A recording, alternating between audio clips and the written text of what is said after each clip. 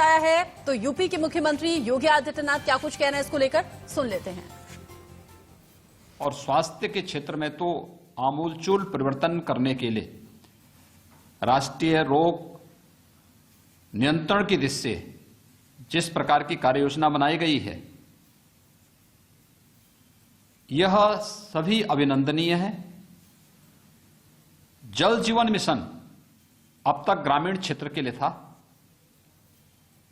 शहरी क्षेत्र को भी इसके साथ शामिल करना और जल जीवन मिशन को शहरी क्षेत्र के साथ जोड़ने के साथ ही शहरी क्षेत्र में और भी तमाम प्रावधान जो किए जा रहे हैं, ये सभी स्वागत योग्य हैं। खासतौर पर जो शहरी स्वच्छ भारत मिशन है, इसका पार्ट 2 जारी होना। हम सब जानते हैं कि एग्रीकल्चर के बाद देश के अंदर सर्वाधिक रोजगार प्रदान करने वाला क्षेत्र टेक्सटाइल का है। देश के अंदर 7 मेगा टेक्सटाइल पार्क की घोषणा, ये स्वागत योग्य है। ऊर्जा क्षेत्र में हाइड्रोजन एनर्जी मिशन की घोषणा, ये ऊर्जा क्षेत्र में आमूलचूल परिवर्तन का कारण बनेगा। और यही नहीं, बल्कि अगर हम किसानों की बात करते हैं तो यह सर्वविदित है कि लागत का 1.5 गुना दाम प्रधानमंत्री मोदी जी ने देश के किसानों को दिया। 1000 अतिरिक्त मंडियों को ई नाम के साथ जोड़ने की जो कार्रवाई हुई है, कार्रवाई की घोषणा हुई है, यह वास्तव में किसानों को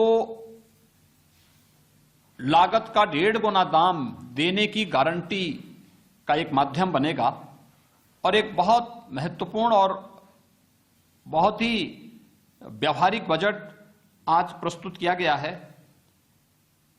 एमएसएमई सेक्टर जो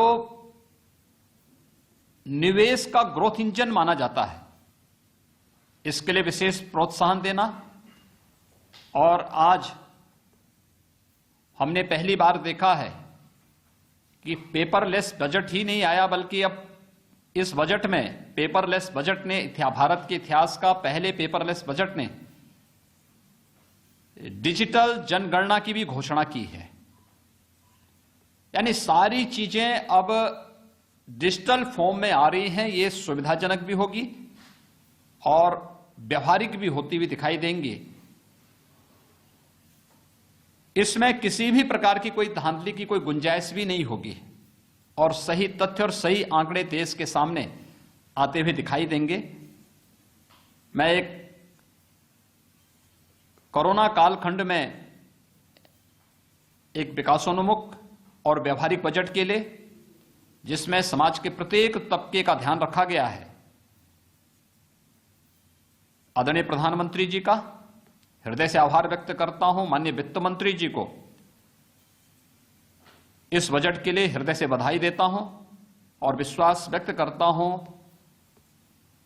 कि यह बजट नए भारत की नई अर्थनीति के अनुरूप आम जन की आशा और आकांक्षाओं का प्रतिनिधित्व करता हुआ दिखाई देगा। भारत को दुनिया की एक आर्थिक ताकत के रूप में प्रस्तुत करने का एक माध्यम बनेगा।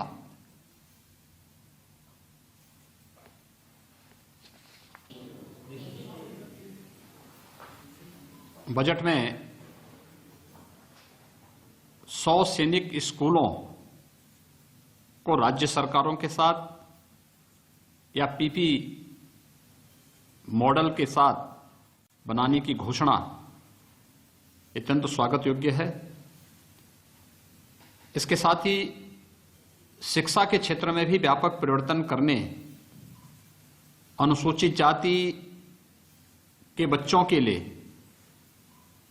स्कॉलरशिप की जो घोषणा हुई है, यह अत्यंत लाभकारी सिद्ध होगी। वरिष्ठ नागरिकों की जो अपेक्षाएं थी, कोरोना कालखंड में भी सरकार ने उनका ध्यान रखा और अब 75 वर्ष से अधिक आयु के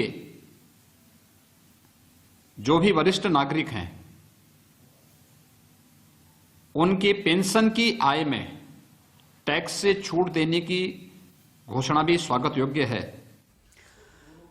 उत्तर प्रदेश के मुख्यमंत्री योगी आदित्यनाथ बजट पेश होने के बाद अपनी बातें कहते हुए कि कितना बेहतर ये बजट है। रचना।